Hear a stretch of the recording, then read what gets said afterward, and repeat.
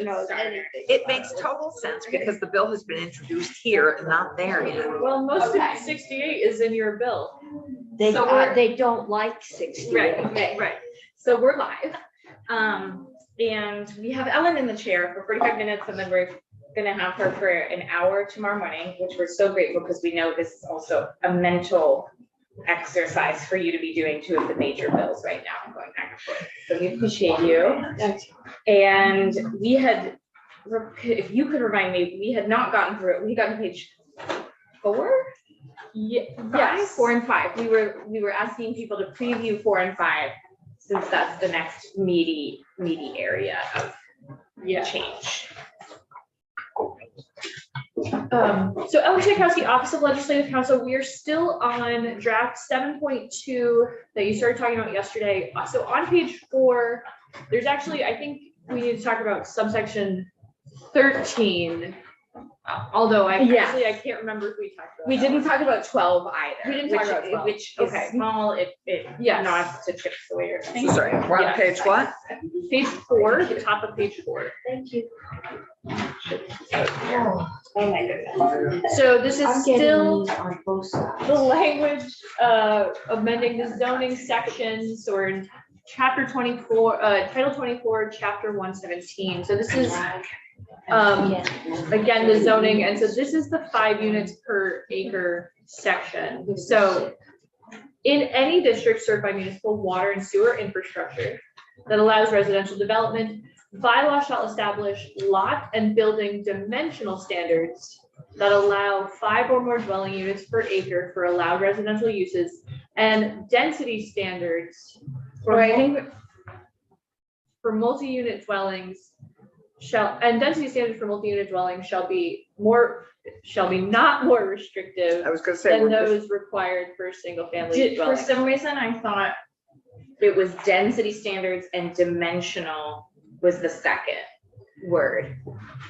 Am I remembering that wrong? Well, we did talk about multiple versions of this. Okay. So previously it was dimensional standards and dimensional standards. Right. And then you had some testimony. And so in the first clause of this section, you're Mhm. talking about bylaw shall establish building and lot dimensional standards, which are lot coverage, setbacks, building height, things that relate to the dimension of the building shall allow 5 or more units per acre.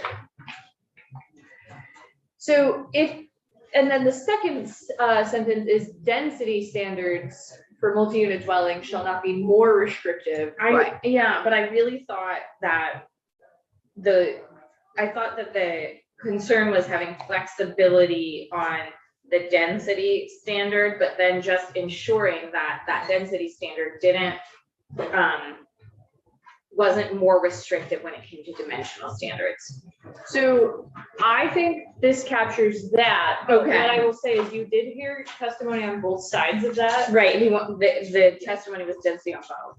Right, and so density only refers to the number of units, the average number of units. And so this, if you changed the language on line 3 to Mhm. density standards, it would just say that the number of units allowed is what would be controlled, yes. Yeah. So So- by having dimensional, it's encompassing that aspect, that's saying that dimensional standards can't be more restrictive. Okay, so I get the same coverage on each. I got 1 acre, I got 5 lots. Now, yesterday I was told that means 5 units, so I can put a quadruplex in a single family house and keep the rest of it open, or I can space those out. But that the dimensional standards is I can't say for the quadruplex, it has to have a 20-foot setback, whereas the house only has to have 10. Yes. Okay. I'm going to have trouble this evening Mhm. with the area that says served by municipal water and sewer, because this community has some nice, dense, we love it, beautiful housing. up in a former apple orchard. Across the street, it has some, I'd say, multi-acre, at least an acre, it's set back in the Mhm. woods. Has, I believe, city water and sewer out there. Are we going to say that they now have to have that same amount of density right up to the road? With many of the sections before, we're gonna get to this definition of served by municipal water and sewer that Catherine Dimitrick worked on. Right, but that's, you didn't just put it out there to serve, you probably put it out there to serve these housing developments. But let's get through these. Okay, When we get to that, that's the heart of what we're gonna spend 45 minutes on. yeah, Because these are all we didn't mean to create more housing development here with this municipal water and sewer line or the infrastructure in between places. Okay, but we just want to, we have some small little words before we get there that are still important.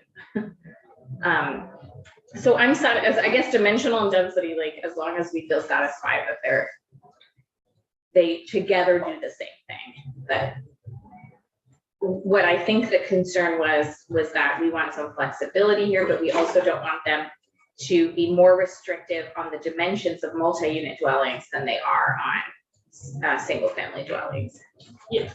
And this accomplishes that. Yes. does this Okay. get roped into if if it's a multifamily, I have to allow an extra story? We took that out. Okay, That's the next thing Mhm. in subsection 13. So previously, in water sewer areas that allow residential, mixed use development and affordable housing. Prior, the language said could add an additional floor with up to a 40% density bonus. However, this version is different. It says, mixed use and affordable housing may exceed density limitations for residential developments by an additional 20%, provided the structure complies with the And it's fire and may. safety.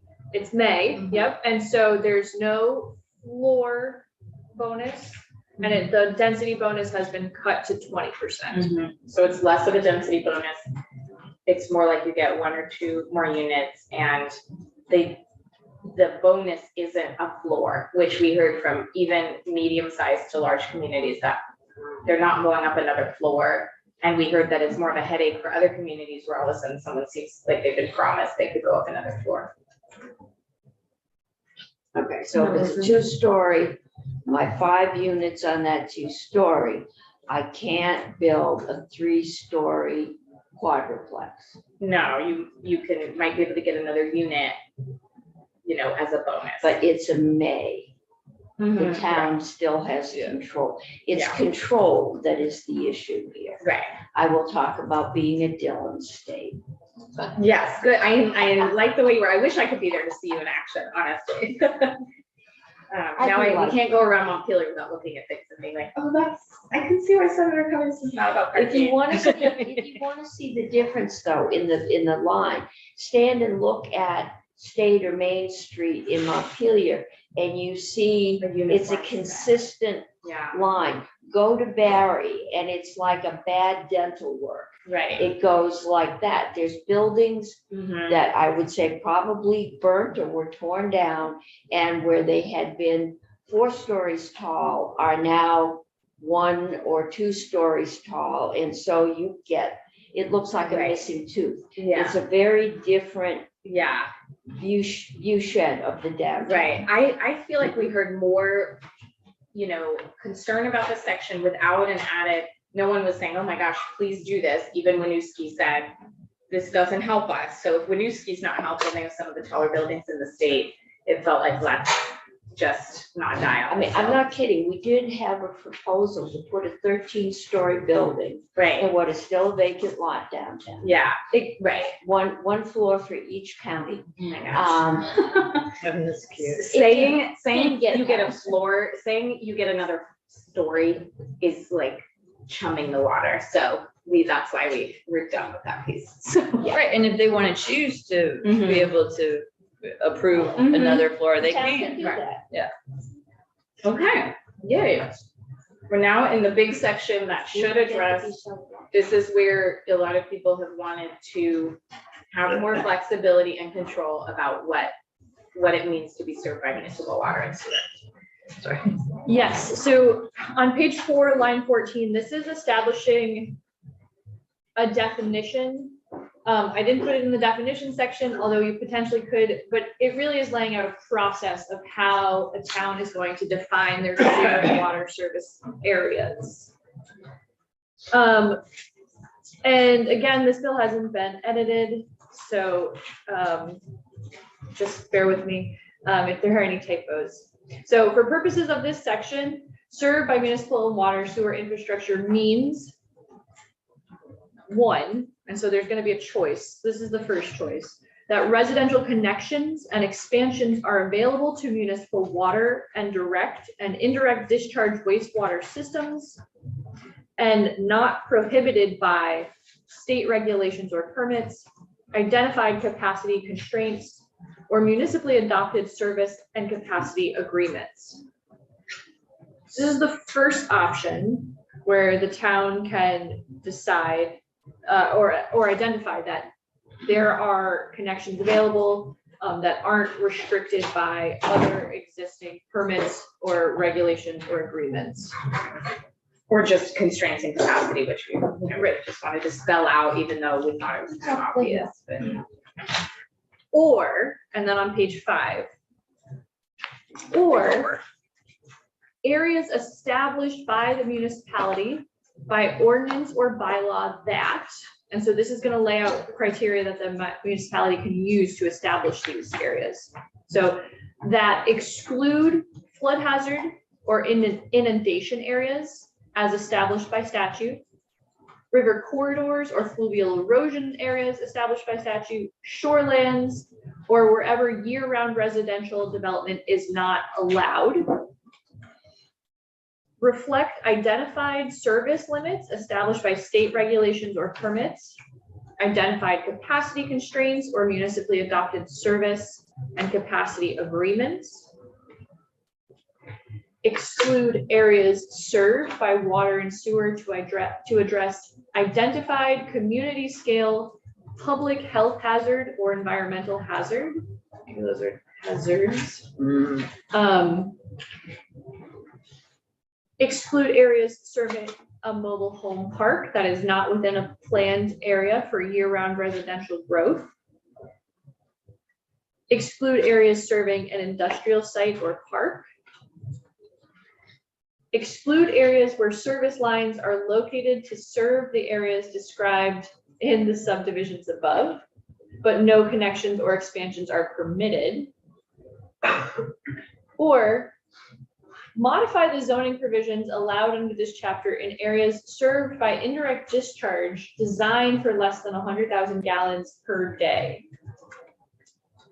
So, and there's another piece of language. I guess I'll quickly read through before I do the recap. So municipally adopted areas served by municipal water and sewer infrastructure that limit water and sewer connections and expansions shall not result in the unequal treatment of housing by discriminating against a year-round residential use or housing type otherwise allowed in the chapter.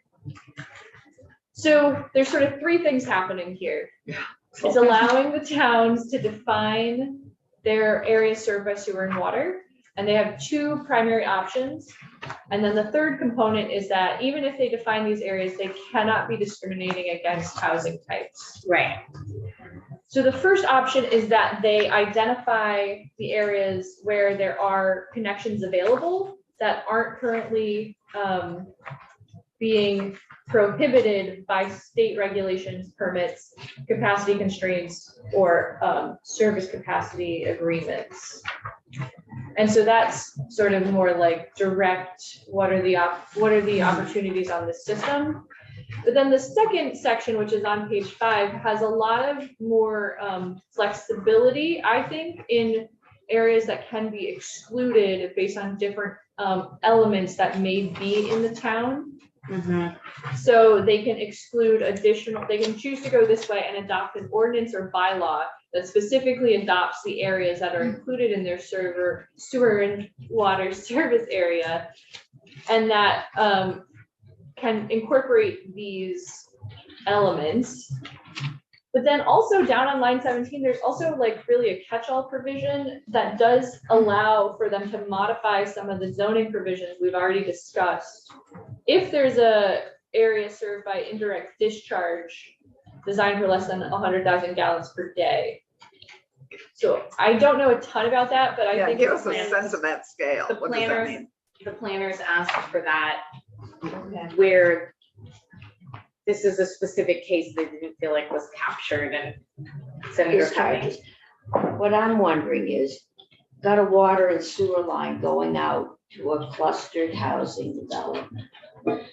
Passes through open space. Mhm. Town wants to keep that open space. There's no real town center here. Mhm. It's a section of the town. There's a major crossroads and there's a mini mart. But the line goes out there. I'm not even sure it does, but if the line goes out there and it's servicing a cluster of housing, is this going to require that they allow all of this high density lines along that entire route, which some might consider a sprawl? It is now basically farmland. It's a former apple orchard into which they have clustered housing.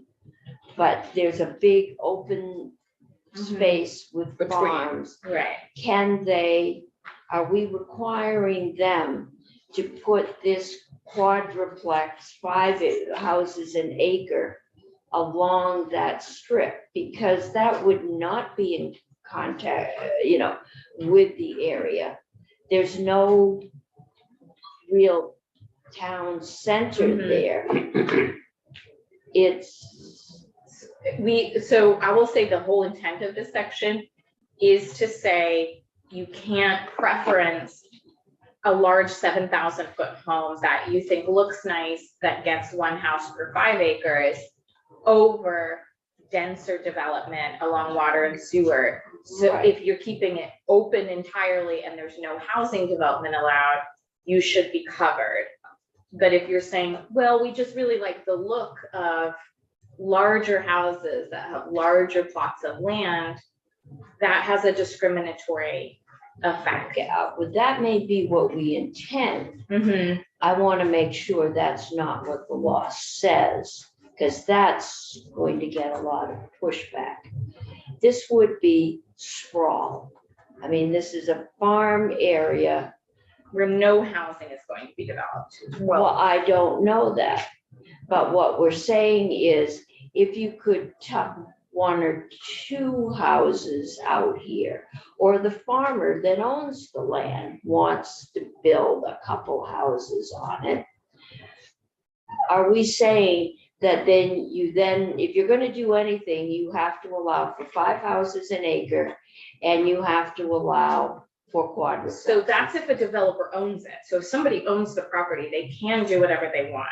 The value of that land changes depending on who purchases it. And you're essentially saying, if that's in a land trust, or it's owned by someone who doesn't want to see that happen, they have many tools available to them, including these TDRs that some communities are using to move the development. But they can't devalue the land that's on municipal water and sewer by saying it can only be 1 house per acre if a developer buys it and wants to develop more But if housing. they sell it Yeah. to any kind of developer, Mhm. because there's a water line going by there, the minute they sell it, they have to allow 5 houses an acre and a quadruplex, which Yes. Mhm. would create sprawl. There is a decided difference between 2 houses that are not blocking the magnificent view of Camel's Hump And And- a four, and Or a houses. couple of yeah. tightly clustered 4-story houses. Well, I don't think we're gonna do 4-story. I think we're talking about the difference between, 1 single family home on an acre and a town, like a 4-unit townhouse project and a single family home, and saying that that's much worse to look at is where a lot of the But issue but lies. I bought 10 acres. So Mhm. now I'm going to have to put up, Well, it depends on what you bought those 10 acres for and who you are, right? I mean, if you buy 10 acres and you want to have a single family home because you own those 10 acres, you can do that. okay. So he needs to sell directly. You need to to own an it. You owner. can't control And someone then I else's can property. hire a basically. developer to put in my 10-acre house. So this goes to one of the challenges Mhm. that I think we face here, which is we're basically greenlighting many things on areas served by water and sewer, even if they are not in our smart growth That's designated right. downtown centers. That's, Greenlighting them is different than if you own 10 acres, you don't have to do this. You Right, own but that if a property. developer buys it, Yes. so the developer buys 20 acres up there, Mhm. beautiful open country, and there's a water and sewer line going by it. Does that developer then have to put up he might want to, if the developer wants to put up 5 units an acre, Right. or he's required to put up 5, the town can't stop him. Again, he's not required to, and Ellen he's not required to, but if he would like to put Okay, he would duplexes like or 3 to. properties, He would like to. the town because can he's say, gonna no, make a this is lot of only for money. single family homes. Can the town say, this is sprawl? the town can conserve all land out to that cluster development if it wants. It would have to buy it to conserve. No, not necessarily. Put It it would in have to land speak trust. to the owners of whoever owned it and ask and propose the Okay, but what conservation. I'm saying is, if the town doesn't, Mhm. and this is not the only town in Vermont that has 4 little villages 20 miles apart, by Mhm. the time you make the swing, With water and sewer. if they run water and sewer out there, except to clean up a brownfield or because there's a trailer park that's going under.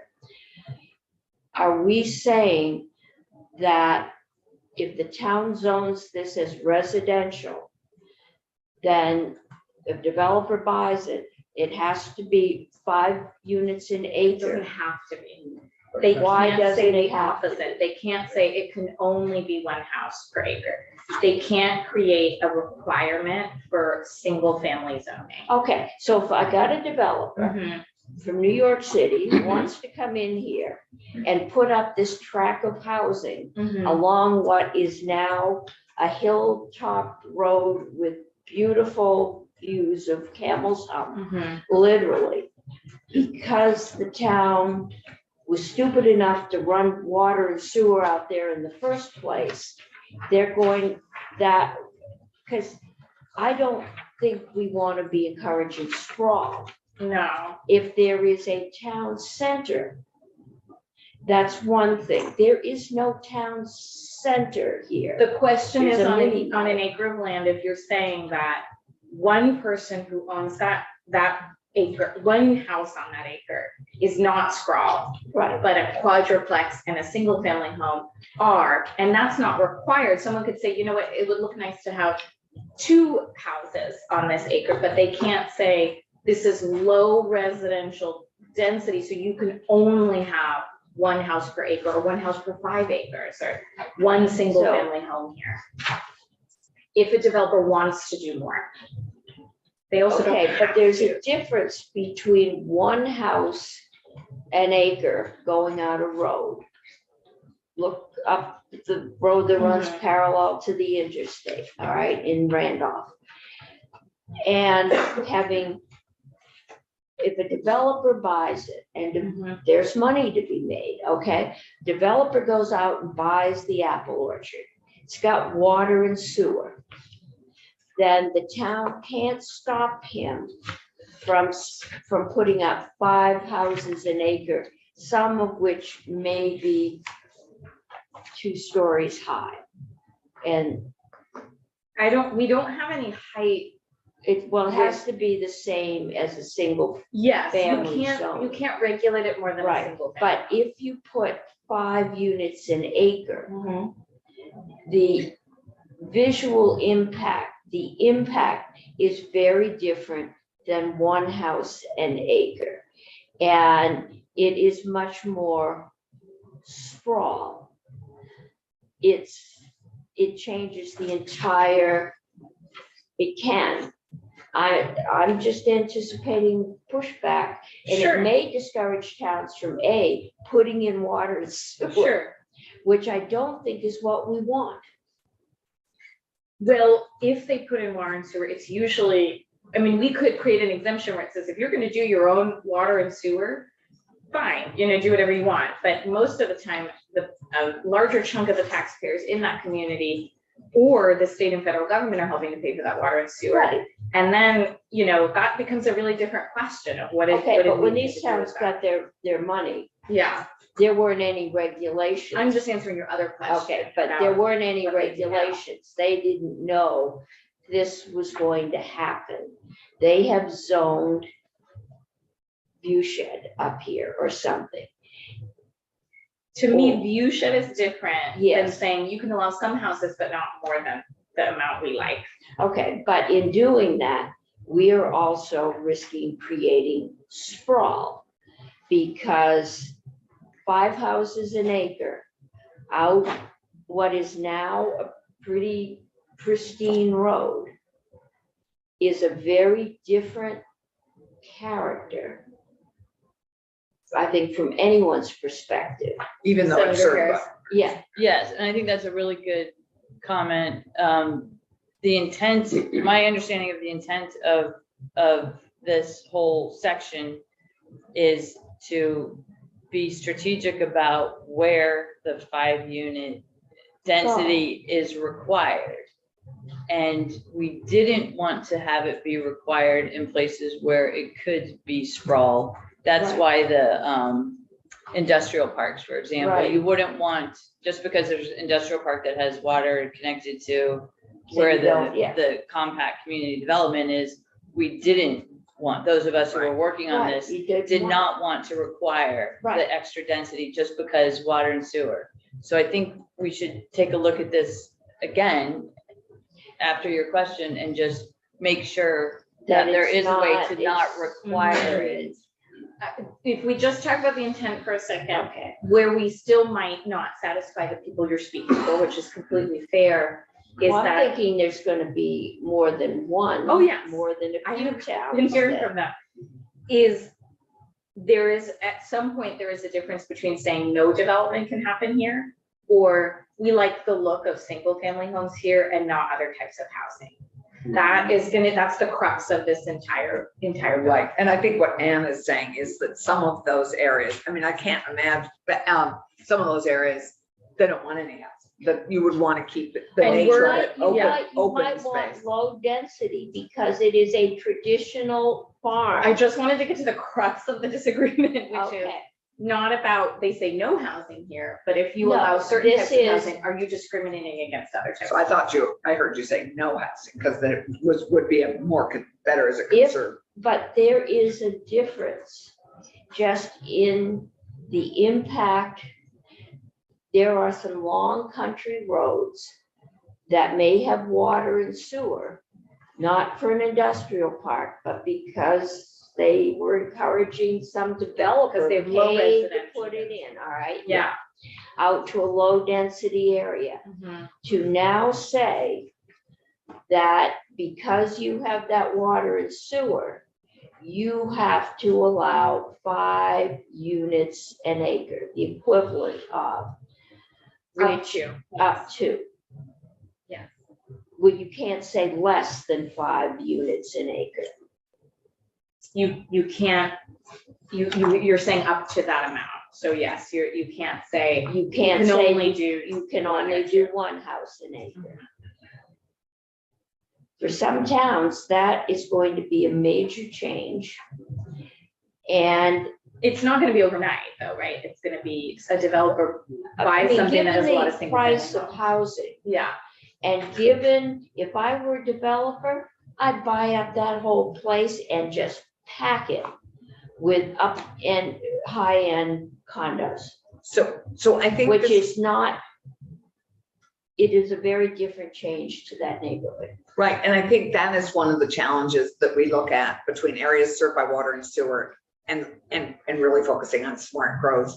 and downtown and village centers and so I think that's something we Yeah. maybe need some Yeah. additional Yeah. language on, which is, and which Catherine identified, which was water and sewer to something is different than water and sewer in Mhm. a designated downtown or Yeah. smart growth area. Yeah. So I think that's what we're trying to get at is we don't want Right. growth necessarily on an enabling line. I do just want to say, Senator Cummings, there were times when you've also said, we don't want to pack everyone into tiny I areas. think you need I wanna to pack tell everyone the into towns, small- what we don't want is exclusionary zoning.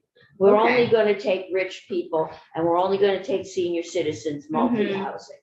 And that's pretty traditional. Nobody wants those high rises. Barry actually has more low-income housing than any place else in central Vermont. Yes. Mhm. They are the Very center tiny. of it. Or very- It's a little of both. Okay, yeah. But mostly no, Barrytown is where Barry City Right. migrated up the hill to. Right. But they have three, I would call built-up centers. And then there is this other stretch Mhm. that has some housing in the woods out Right. and and all the recent stuff is very clustered, Mhm. condo type units. It's a. big And all served by space. water and sewer.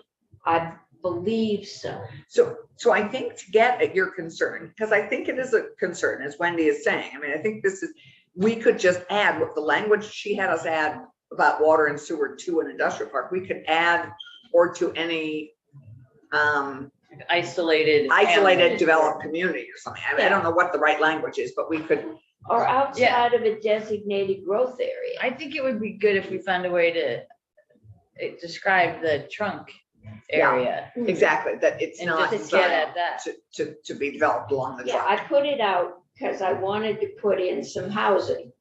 But I didn't mean that the apple orchard that is Right, between me and the Mhm. housing should someday have this high density, it's a country I road. think we've got it. I think if we can figure out the trunk exclusion, Yeah, that we can do that. I think that's what you're getting at. I think we can. I figure just that. want to say. I know, you don't. Have it all done. Exclusionary zoning in many ways is saying, we're okay looking at one single family home, but we're not okay looking at a triplex.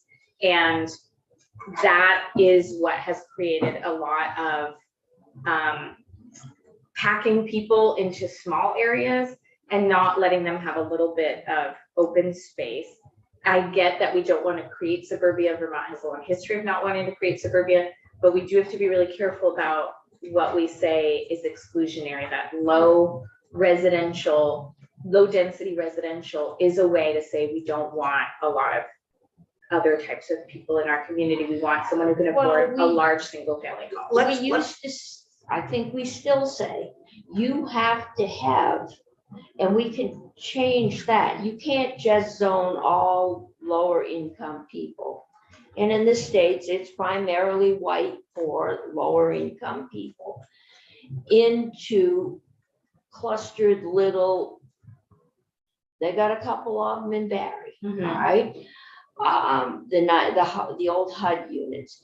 You have to have mixed use, mixed income. You have to make provisions to allow lower income people to live in your community. And, to do that, you can do higher density in your downtowns. You can do this. But I think if we start saying, you can't do any 1 acre zoning in your town, we're gonna get a lot of pushback. And I think I believe in picking your fights. I mean, we've gotten to the heart of the issue. Yes. It's not like this was ever gonna be, an easy bill. And I think we can find a place to compromise here, but I think allowing people to say, actually, we just want single family homes on 1 acre here, does have a really big dampening effect See, on you who don't- can afford a home. You don't think that there are areas that would be better suited to 1 acre zoning? in Vermont? meaning a single family home on 1 acre. Yeah, I think that the definition of sprawl at that point becomes, are you just creating a lot of new housing that serves 10 people or 40 people? And then the question becomes, where do those other people go? And hence we are here with a housing but what we crisis. don't want Uh-huh. is what we've traditionally done is say those other people go into tightly packed places downtown. We're not And we're saying trying that, to we're avoid that. encouraging denser development in appropriate areas and. Right, okay, and- but who decides what's appropriate? That's the big question. That's the Well, big we question. have decided that. We have made, for 50 years, we've made decisions about what smart growth is, where we want to green light things, because if, Vermont already verges on suburbia. I mean, it's pretty suburban. If you go and look at the Adirondacks, this is very suburban. So I grew up on Long Island, don't talk. So, to me. I know.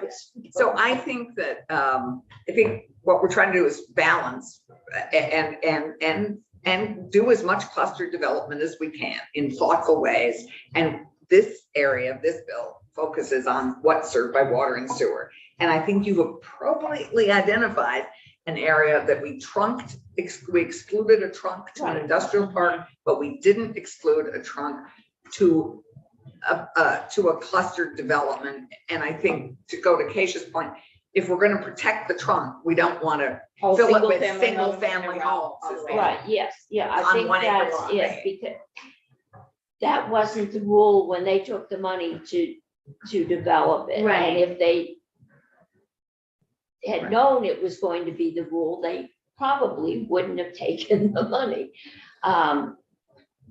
Yeah, and neither would the developer who put up the homes. You sold the homes one way. So we could find a compromise here and then still say any new money you get from the state or federal government for water and sewer is now tied to a Density. density A requirement, density requirement. excluding very specific circumstances, but not saying you could do Yes. single family homes along We could there. also do that.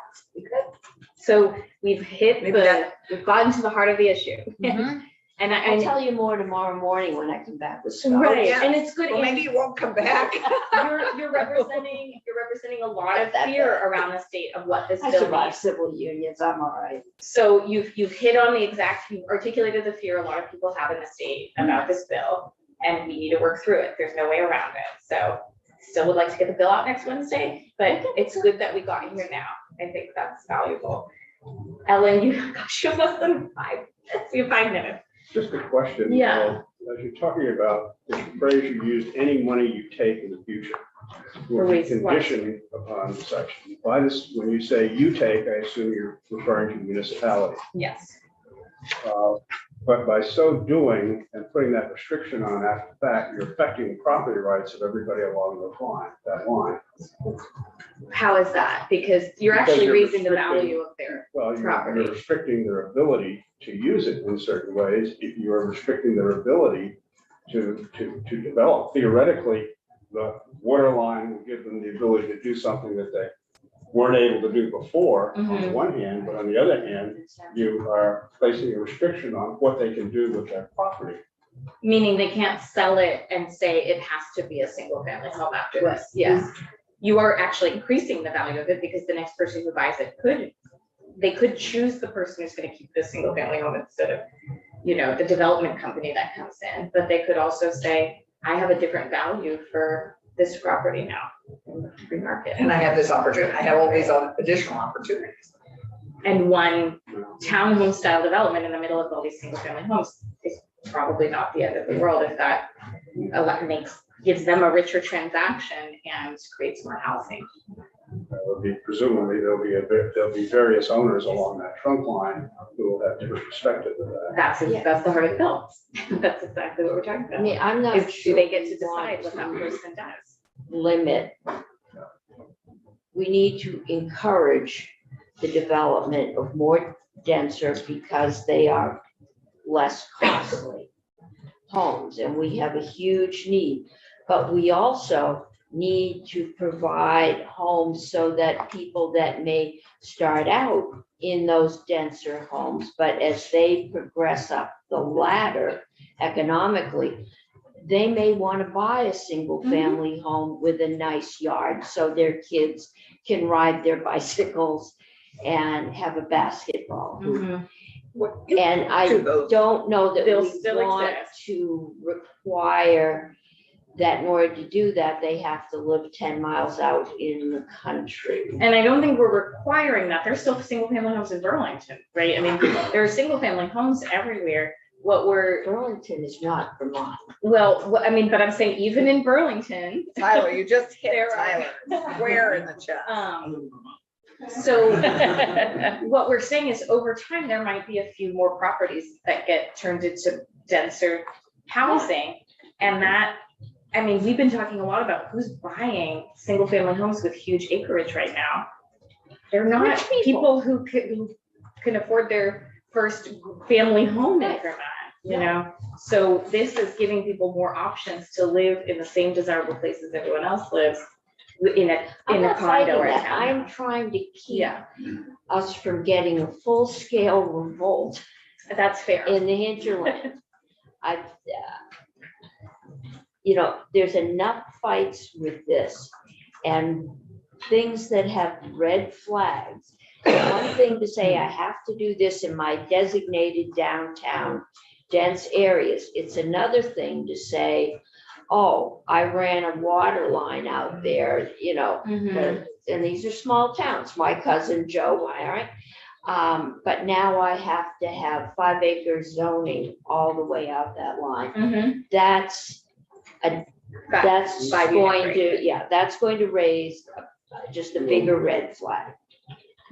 I hope we can protect our Act 250 pieces of this bill as long as I possible. hope so too. If those come out, we're left with the same housing crisis. Right. And so we do need, yes, and I don't want, we're taking that away. And I don't want to just, Mhm. I don't want to if we get too much pushback. Sure, I don't want to hide this, like, this is where we're trying to get. I don't want to start getting these on Fair. this bill. A lot of voiceless folks are really happy with what Yes. we're doing because they don't have housing yet. That's all. I know. But we're not going to help them by making everybody hate them. Because we force the We're not town gonna solve one crisis by creating another. another, yeah. Senator Harrison. And there might be another mechanism too. If we keep the big goal in mind, water and sewer, obviously there's a Mhm. place for that. And it does make sense that there was a public investment. So, that there's a logic to that. But for some of these specifics, there might be another mechanism Mhm. to address the problem, Yeah. like a town plan or something Right. like that. There's a lot of good stuff in this bill. Do we want to die on this hill? No, we want to have the thoughtful Move us- conversation on this hill. So we'll continue to do that. Are we letting you go now, Ellen? Thank you so much. When you get in that She's chair, good wanted discussions elsewhere. happen that move the bill forward. Oh, yes. But we've gone to page 5 from page, Oh, I'm Four. the chair. um, Yeah, that's a big one. so these were the big ones. I think these were the big ones. So thank you. And we will see you tomorrow at 8 a.m. And we That's really, right, you really, will. we really appreciate you for that. Thank you. Thanks. no problem. And we'll try to get through everything else. Okay, I will okay. be there at noon. I Thank do, you. I am chairing Thank today. you. Madam Chair, I am chairing joint fiscal, so I will have to leave a few minutes Okay, earlier than Yeah. usual. okay. Well, As will I. yes, that's correct. We have Vermont State Housing Authority, which we've been meaning to get you in the chair. Thank you, Kathleen. Thank you. And and you can identify yourself for the record. I think you have some thoughts on sections where you have some jurisdiction, or we can jump into some of the sections. Sure. And for the record, my name is Kathleen Burke. I'm the Executive Director of the Vermont State Housing Authority, and joining me today is my colleague, Tyler Moss. Mr. ADU. You, Mr. A. Oh, that's fine. Okay. Mr. ADU. When I hear Moss, I don't think of the spelling, which, yes, thank you for all the work on these. MAAS, no moss on MO. Right. I did make that mistake. Oh, we're clearing a moss on that man. Thank you. I did prepare testimony for this committee today. I'm not going to read it verbatim. Have you sent it to Scott? I did. Right. I did, and I would encourage this committee to review that. I know you're anxious to get this bill out of committee this week. Or We're gonna finalize pieces of it. Wonderful. I will share with this committee, the Vermont State Housing Authority is not a state agency. We're a quasi-state agency. We don't receive any direct appropriation from the state of Vermont, although we do administer several grants on behalf of the state of Vermont. Some of those that you may be familiar with is the VRAP program, for example, that is just now winding down. In addition, we are now just standing up a landlord relief program, which is a type of risk pool program. And we're standing that up for the Agency of Human Services Office of Economic Opportunity under the terms of a grant agreement with that agency. Very excited about that program. It just launched at the end of January. Not a whole lot of data to share at this point with regard to its effectiveness. I think we've received 37 applications or so. And the today. description of that program is in your memo? It's in my memo. You can also go to our website at www.vsha.org, and there's a great webpage. A few things I want to sort of impress upon this committee is that, yes, there's a need for a risk pool funding program, and we're very, very excited to be administering this on behalf of the state of Vermont.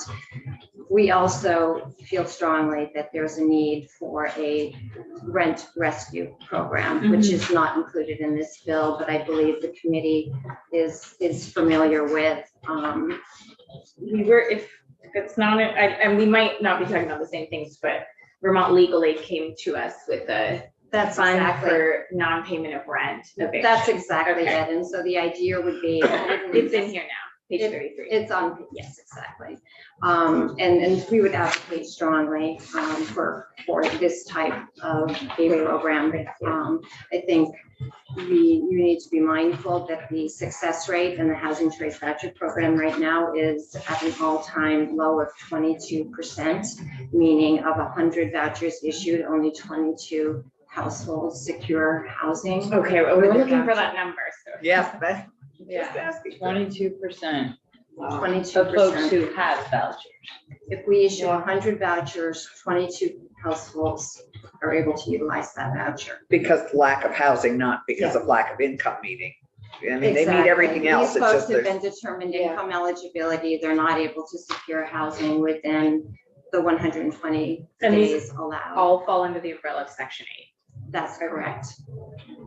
And that's due to lack of housing, but also escalating housing costs because the voucher can only pay a certain amount of rent, right?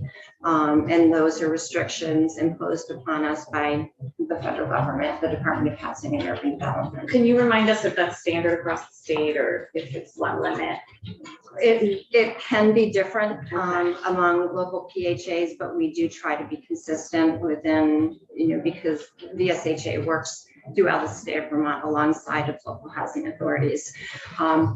What could impede a local housing authority's ability to fund it higher could simply be the amount of budget authority that they have, the amount of funds that have been granted to them by the federal government. So they need to be mindful of those restrictions and the impact that would have on the program.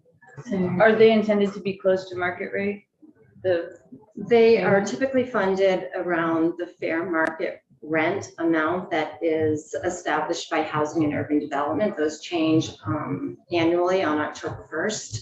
Although our agency is working under a waiver authority that was approved by Housing and Urban Development. So in most jurisdictions, those fair market rents are funded at 120%. So 20% higher than what is published in the Federal Register. So as rents are going up, we are responding to We're making changing every that. effort to do amount. that. That's exactly why we're operating under this waiver authority. Great. Exactly. so we have it in our bill currently, we have $1.5 million to fund this revolving risk, what are we calling it now? The risk mitigation pool. Yeah, risk rescue fund. I think the risk, term. yeah, I think renter rescue is much more, a much smarter title. 'Cause Well, it is- it was a both and we actually, Yeah. the appropriation might be, So I guess my Open. question though Yeah. is $1.5 million enough? And B, it doesn't strike me as enough unless we make it a revolving fund and people pay back in once they're in better shape. I mean, with that, how do we, I mean, because $1.5 million strikes me with the number of renters that are clearly at risk right now, as we have seen through the VRAP program. I think that's a good question that you're raising. What we know from our experience in administering the Rental Housing Stabilization Program and VRAP is that it takes on average of about $2,000 to cure an eviction if we're not paying legal fees and court fees. Where it gets expensive is if it has gone to court, and then we're paying up to maybe $8,000 in Right. court fees and legal fees. So if we can prevent these actions from actually going to court, on average, it's about $2,000 to cure an eviction. and I think the headline was today, like state paying landlords to keep tenants in housing. That's a pot of full of money right now that allows for the state to work with landlords to keep people in housing and manage. The money isn't just going to landlords, it's anticipating any damages they might incur for taking a chance on a. So this is the Okay. landlord relief program is where, Which is Right. slightly different. which which is we have slightly a different. And so Fuzzy, that program appropriation is for it. not currently paying rent arrears. right, And so that program is designed to provide security deposits, okay, and so, then damage claims. okay, security deposits and damage claims, okay. Right, specifically for households that have some form of subsidy I mean, for Right. lost security deposits and damage. Is that what you're talking or about? security deposit to get into a unit. Right, It's also to hold units for people that have a subsidy because you have low voucher utilization. So the idea is that if a unit cannot be brought up to housing quality standards in time, a landlord can receive funds to not only help with things, the damages to bring the unit up to code, but also hold the unit and still be able to pay Got it. receive rent Okay. while the unit is vacant, as long as they have an intent to rent with somebody who has a voucher. Got it. So security deposits and damage, those are the two big things in the landlord risk. It's fairly limited right now in terms of what the program can and pay. I didn't think it was just for people with vouchers, but it's also for people who are coming out of incarceration. It's not, You have to have a subsidy. you have to have a subsidy. Or have Okay. had a subsidy within the last 5 years. And so you may be a tenant who's living in a unit that had a subsidy when you enter the unit, but you no longer do for whatever reason. Okay, That landlord would be eligible Are- to access. are people coming out of incarceration ineligible for Section 8 or no? No, Okay, I just want to make sure we're not leaving out of a pool of people. no. Okay, And what are you funding the landlord risk pool at? What's that funded at? 5 million So that, through general fund money Mhm. that was From last appropriated last year. Right. And it just got out the door. Exactly. Well, it was Exactly. appropriated to AHS, Office of Economic Opportunity, sub-granted to us. Right, no, I'm not criticizing. No, but I it just was understand, like just so you today or understand, something. sort Yeah, of the nexus and how the money's Right. flowing. but you have no money, the renter rescue package is something that we're looking to, this year's budget Mhm. to establish and to fund appropriately. Would you be kind enough to get back to us on an amount in the next day that would be more Sure, appropriate I'd than be $1.5 million? happy to. And just before we leave this topic, I would like to draw your attention to the top of page 3 of my testimony where Oh, I provide some data Okay. on households exiting the VRAP program. mhm. And so in September 2022, when we began the ramp down of VRAP, 2,978 households would be paying more than 50% of their income toward rent. 989 households would be paying 100% or more of their income toward rent. In June, when we anticipate VRAP to end, an additional 882 households will be paying 50% of their income for rent. This folks who are currently receiving VRAP, I want to remind you, are families at 30% of AMI and below. Right. Yeah. These are the folks that are most at risk. Yeah. These folks, especially the folks that are living in units that they can't afford, Right. are the folks that are at risk of eviction. Yeah. I don't want to leave this point about, like, in the next day, we need to know if you wanted to continue funding in a certain amount to the rental risk mitigation, Okay. as well as a new number Yeah. for the non-payment of rent evictions. Each of the event. Any other points you wanted to touch on in the last couple I minutes? don't think so. Tyler, are there any points that you want to bring home? I know the committee's very busy and has a lot to do. We appreciate the efficiency. And I guess what we've been hearing around your all's testimony is that people are having to give Section 8 vouchers back because there is simply no housing. And you may or may not want to express an opinion on the rest of the bill related to getting more housing developed. There, Go ahead. it's also just remember that, so these are people that might be coming with barriers. Mhm. That's part of it. So landlords are less willing to take a risk Right. with this population, with the expense of everything. Mhm. That's why we're hoping that the landlord relief program Mhm. will will relieve Right. that Yes. barrier. So they might, I mean, if you were saying damages, et cetera, I was under the impression that if they take a chance on somebody and that person causes damage or leaves the place in need of repair, the money, they can apply for the money. It can be both. It can Okay. either be to bring a unit up to, Okay, so because someone with a voucher or subsidy will have to get an inspection. right. And so this also requires that landlords are doing periodic inspections, which are very important. It also requires that they have a good lease that meets all the requirements. Okay.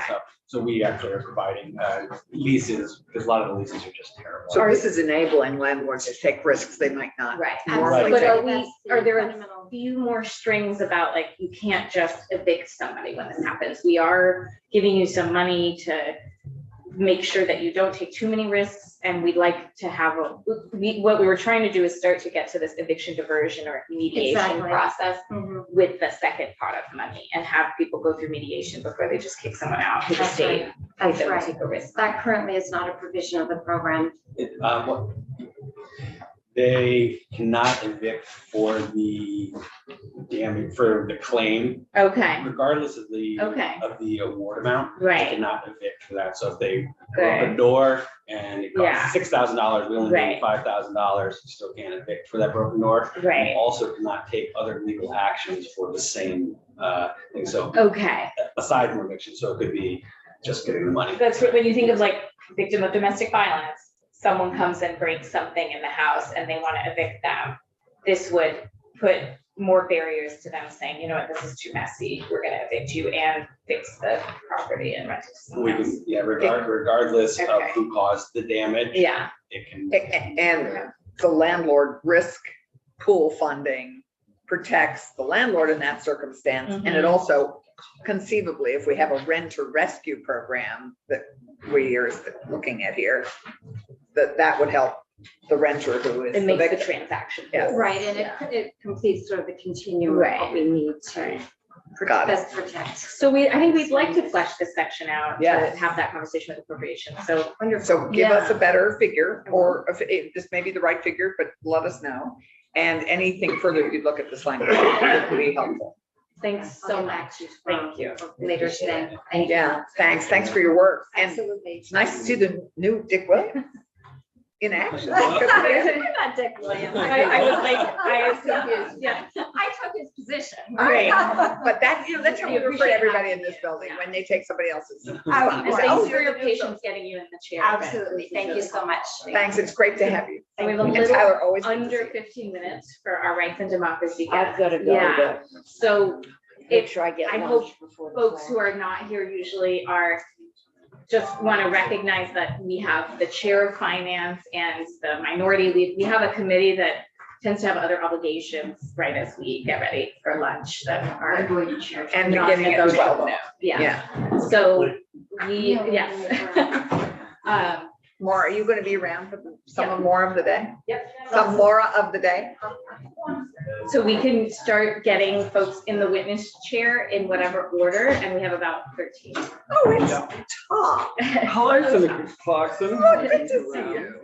Good to see you both. Have you met Senator Harrison? No, hello, Senator. Oh my God, everyone else is Wendy Yeah. Harrison, nice to meet you. Yes. This Um, is still a quorum of the committee, and we're still grateful to hear from you. no worries, and I'm going to be very mindful of your time, and I've got 4 pages to read out, and I'm just gonna try and, we're not gonna go through all 4. I'm just Have gonna you do the sent highlights. those to Scott? Absolutely will. Okay. Oh, I thought you were joking. The 4 pages might take up your. We're not time. gonna Okay, go through great. the whole 4 Okay, pages. We're okay. gonna do a very truncated version great. of this. So thank you very much for having us in today, Chair Ramsdale and members of the Senate Economic Development and Housing Committee for welcoming us. My name is Con Proctor. I'm the Housing Justice Organizer for Rights and Democracy. I believe that a lot of you already know who RADAR, we're a people-led, people-powered grassroots movement that is aimed to raise the voices and raise the issues of people who aren't often heard in these hallowed halls. We have a lot on our 2023 policy platform. I am not going to go through it now, but some very quick highlights. Obviously, just cause eviction coming back through again, that'll be probably more likely GovOps, but we also need that statewide, as we can hear just from the person before us, we have an eviction crisis. We're dealing with it with Burlington. It's our pilot. Yes, well, it's hopefully going to come through again. You know, we get on the ballot in Winooski and Brattleboro and both Essexes in the next 2 weeks, so fingers great. crossed it gets through. Okay. It's good to know which towns. Yeah, last Essex just came on board a couple of weeks ago, so four municipalities. Wow. We also need to be able to track our rental markets. So data collection in this housing omnibus bill would be greatly appreciated because we don't know what we don't know. And I don't need to tell this to Senator Clarkson, who knows this full well. The Land Access Opportunity Board has been doing great work. It does need continuing funding. It means in fiscal year 2024, we need to push budget adjustment of $1 million. As we'll hear in a second from some of our speakers, one fair wage is something that's really important. Our service industries are being gutted right now because of housing, because of inflation, because of the stagnation of fair wages. We need to pass the VT Pro Act. We need an income-based education tax study committee and remove police from schools and make more anti-discrimination policies in schools. We need ranked choice voting. There's a laundry list here. We also need to start paying legislators properly because, as you guys all know, you're paid very poorly, and it does limit severely the amount of people that can actually sit in office. And we've lost a lot of people over the last few years because of other commitments to their time, mostly because of Hence our bill. Hence your bill, yes. All of them have bills, Very which is much- good. Very much preaching to the choir on this one. Finally, the Vermont's overdose crisis. I feel like this gets forgotten every few years, but it is still very much raging. We need to pass permanent buprenorphine decriminalization, overdose prevention sites, mobile methadone clinics, pilot programs. So that's H722 and H222. But really, it's not about RADs today. It's about lifting up voices of other people. With me today is Addie Letzner, Infinity Sandifer, and Justin Barrett. And I'm going to start off with Addie. I was like, I thought I knew Addie, and I. Addie is on. Oh, okay, great, okay. So we have 4. Addie's our student. We have 4. Oh my gosh, I was like, is there a different There she Addie is. Lenzner who's like changing the I've world? got Okay. 3 down. So Are you Yeah. just visiting? we're- What's your name, so we know? I'm Mar, I'm Renew staff and we partner with RAD. Oh, great, okay, awesome. Oh, thank you, Renew, for being here as well. So we'll get to everyone else who's speaking. Are you? I'm also not, I'm You're also not also speaking. Renew staff, I'm a Vermonter as well, but So what's your Oh, name? I see. Spencer Renew. Okay, so Hi, I see Spencer, 2 and- people on Zoom. I'm Gabriel, and I'm not this time. Is it just 2 people on Zoom who are just 2 testifying? people on Zoom. Perfect. We had time, Justin as well, but I didn't sound like we got time. I really appreciate that. It gives you more time without being super rushed. Let's go to Addie first, unless Infinity, you have a challenge where you need to leave earlier. Okay, great. Hi, Addie. You're a familiar face to this committee. It's nice to see you. And you are muted, but you probably know that. Yeah. Hi, thank you so much for having us here today. I'm really excited to be able to speak to you all.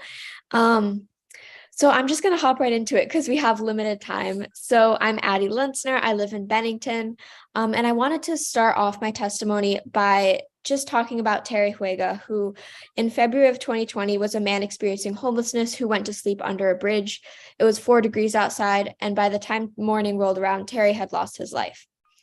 So I tell this story a lot, but I'm going to keep telling it until Vermont lawmakers take action to address the homelessness crisis. So when COVID started, everyone experiencing homelessness was in hotels, and I was really proud of Vermont.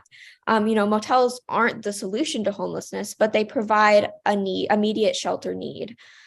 So we must continue the GA motel program fully funded at $21 million until at least June so that advocates and legislators can work on affordable housing. I have always believed that this is the route to end homelessness. And Chloe Viner Collins, the executive director of the homeless shelter in Bennington, kind of affirmed this for me and gave me some insight into the problem.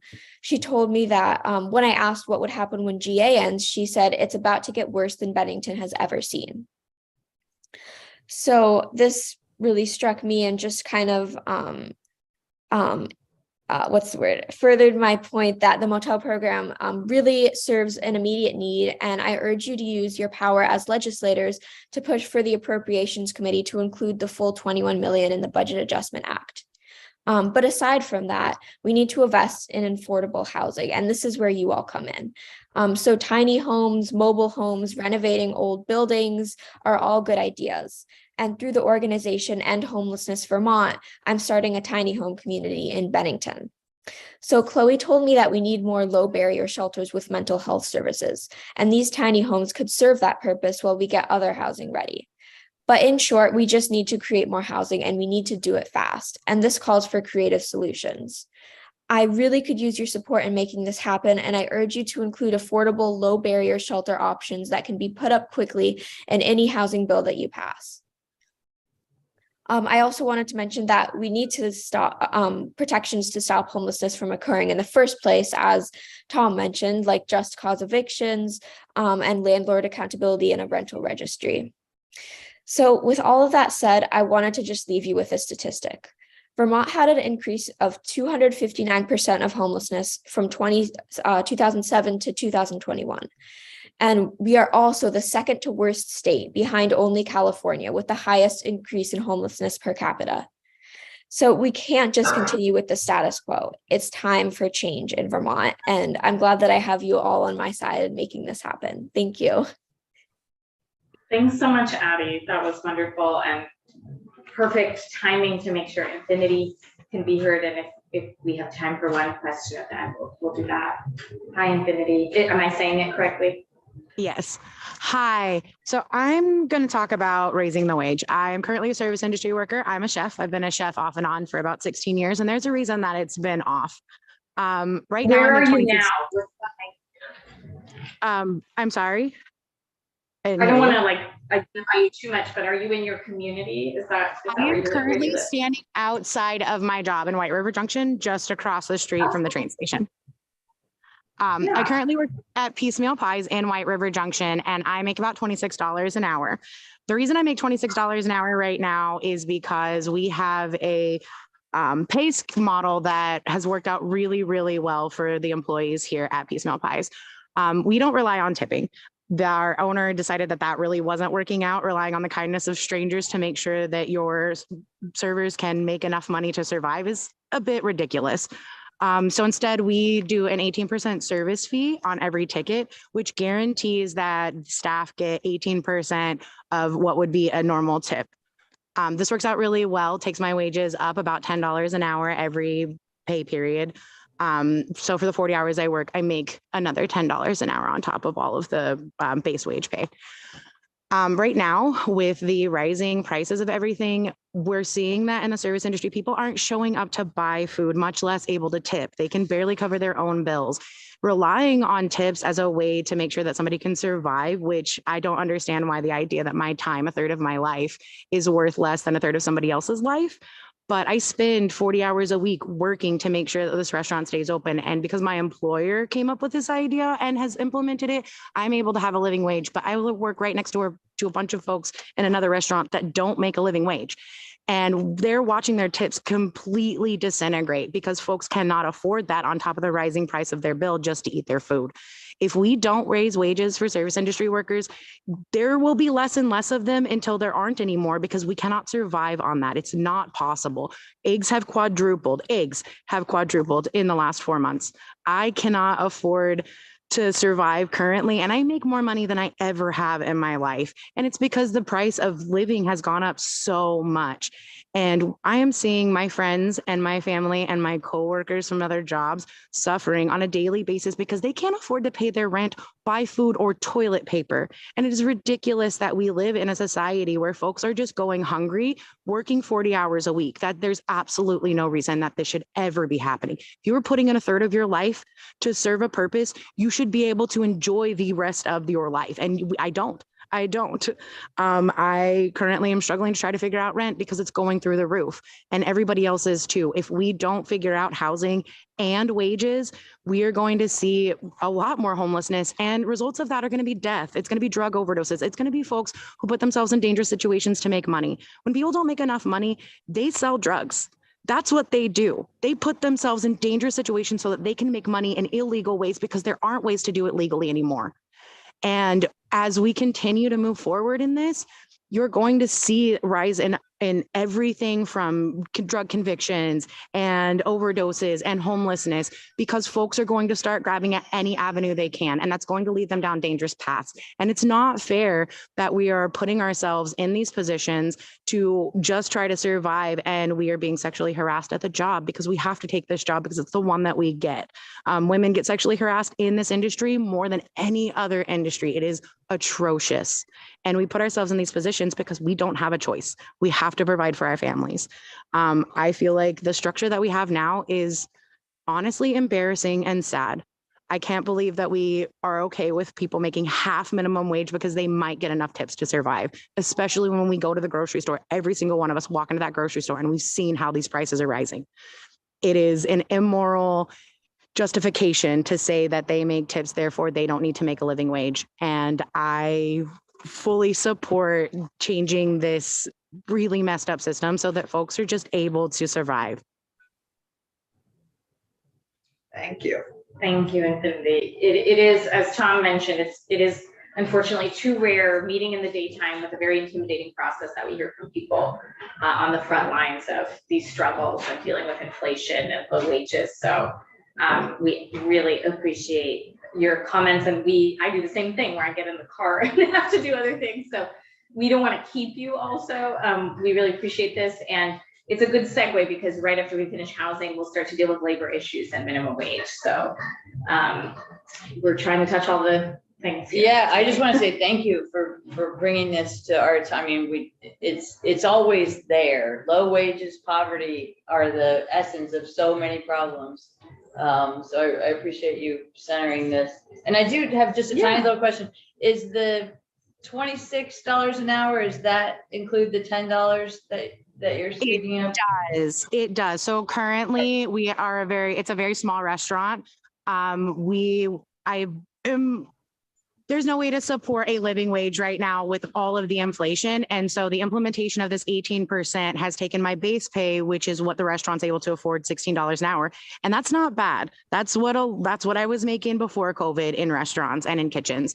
But to take it up to the $26 an hour with that 18% has taken me from being on every service. I'm talking Medicaid, food stamps, housing services. I live in subsidized housing. I no longer qualify for those services for the first time in my life. My child, who is 7, has lived his entire life qualifying for food stamps and Medicaid. And I just submitted a bunch of paperwork to show that I don't qualify for any of those things. And it has been one of the most amazing feelings I've ever had. And then I go to the grocery store and realize that I'm back in the position I was a couple of years ago because inflation has jumped that high. Yeah. Well, congratulations on the good feeling. Hopefully, in my opinion, we'll have universal school meals. So you won't have to fill out any forms there, no matter what happens. And it's a great model for a restaurant. There's a restaurant in Bellows Falls that does that too. And some customers appreciate that actually. So thank you. Yeah. We'll let Senator Clarkson have the last word because this is your constituent. Yes, no, and Infinity, it's great to see you. I need to, when I'm next at Piecemeal, I'll have to say hi. Because you know, in White River often. I'm just curious, your housing, are you still able to stay housed in White River? I actually live in New Hampshire. I work in White River. I'm trying to find housing in Vermont right now, but I'm sure you've heard a lot about housing issues. And I no longer qualify for subsidy. So because it's subsidized and not Section 8, I'm not going to be kicked out, but there is a really high need for these subsidized housing units. And so there's a push for folks who no longer qualify to vacate that space so that somebody who is in a more dire circumstance to take that over. And, you know, if rent was in a normal, you know, range right now, I could afford to move into another home, but it's been a struggle. Well, good luck staying where you are and affording where you are. And we'll see you soon. Yeah, thank you both for your advocacy. Thank you, Rights and Democracy, Yes. for bringing folks in today. And we'll stay in touch because we're touching on more of your priorities as we wind our way through the session. Excellent. Well, Thanks. it's a see when you cook up. Yeah. Thank you very much, everyone. All right. Thank you, Tom. Yeah, Thanks. thanks.